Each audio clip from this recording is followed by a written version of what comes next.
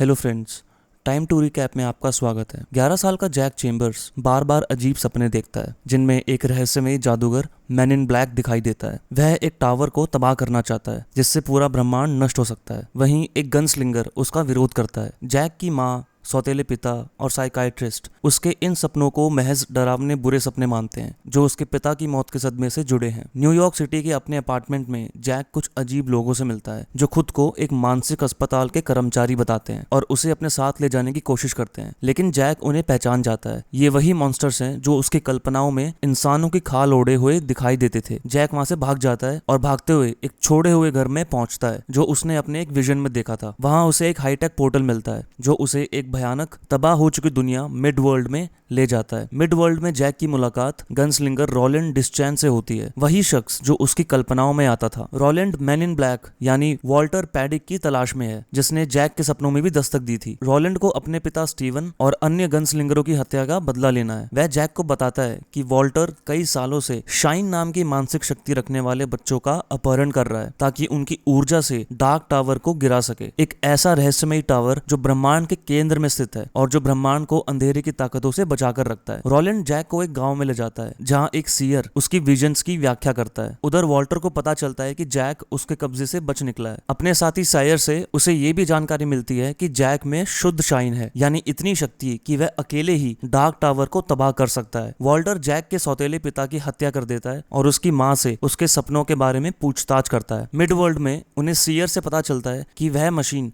जो टावर को तबाह कर सकती है वहां से 6 महीने की दूरी पर है और उसके पास जाने का रास्ता सिर्फ वॉल्टर के बेसिस से होकर जाता है। जैक को याद आता है कि वॉल्टर का एक बेस न्यूयॉर्क में भी है जिससे वह मशीन तक पहुंच सकते हैं। तभी वॉल्टर के सैनिक गांव पर हमला कर देते हैं, लेकिन रोलैंड उनमें से कई को मार गिराता है। इसके बाद रोलैंड और जैक वापस पृथ्वी पर लौटते हैं जहां रोलैंड का इलाज एक अस्पताल में होता है। जैक को वही बेघर आदमी मिल जाता है जिसने पहले उसकी मदद की थी और उससे वॉल्टर के बेस का पता चलता है। जब जैक अपनी माँ को देखने घर वापस जाता है तो उसे उसकी जली हुई लाश मिलती है। वह टूटकर रो पड़ता है। यह देखकर रोलैंड उसे इंसाफ दिलाने की कसम खाता है। इसके बाद रोलैंड जैक को बंदूक चलाना सिखाता है और उसे गन स्लिंगर की शपथ भी सिखाता है जो उसने अपने पिता की मौत के बाद कभी दोहराई नहीं थी। रोलैंड जब एक गन स्टोर से अपने लिए गोलियां इकट्ठा कर रहा होता है तभी वॉल्टर उस पर हमला कर देता है और जैक को पकड़कर अपने बेस के पोर्टल से उसे उस मशीन तक ले जाता है जो जैक की मानसिक शक्ति से डार्क टावर को नष्ट कर सकती है। लेकिन जैक अपने मानसिक इशारों से रोलैंड को पोर्टल का कोड भेज देता है। रोलैंड वॉल्टर के आदमियों से लड़ते हुए पोर्टल को फिर से खोल देता है और जैक उसे खुला रखने में मदद करता है। वॉल्टर को न्यूयॉर्क लौटना पड़ता है और वहीं उसकी भिड़ंत रोलैंड से होती है। वह रोलैंड को घायल कर देता है, लेकिन जब जैक उसे गनस्लिंगर की शपथ याद दिलाता है तो रोलैंड में फिर से ऊर्जा आ जाती है। एक चालाकी भरे निशाने से रोलैंड वॉल्टर को मार देता है। इसके बाद वह मशीन को नष्ट कर देता है और डार्क टावर, जैक और बाकी बच्चों को बचा लेता है। अंत में रोलैंड अपने विश्व में लौटने की तैयारी करता है और जैक को अपने साथ चलने का निमंत्रण देता है। जैक यह प्रस्ताव स्वीकार कर लेता है और दोनों साथ मिलकर मिड वर्ल्ड की ओर रवाना हो जाते हैं।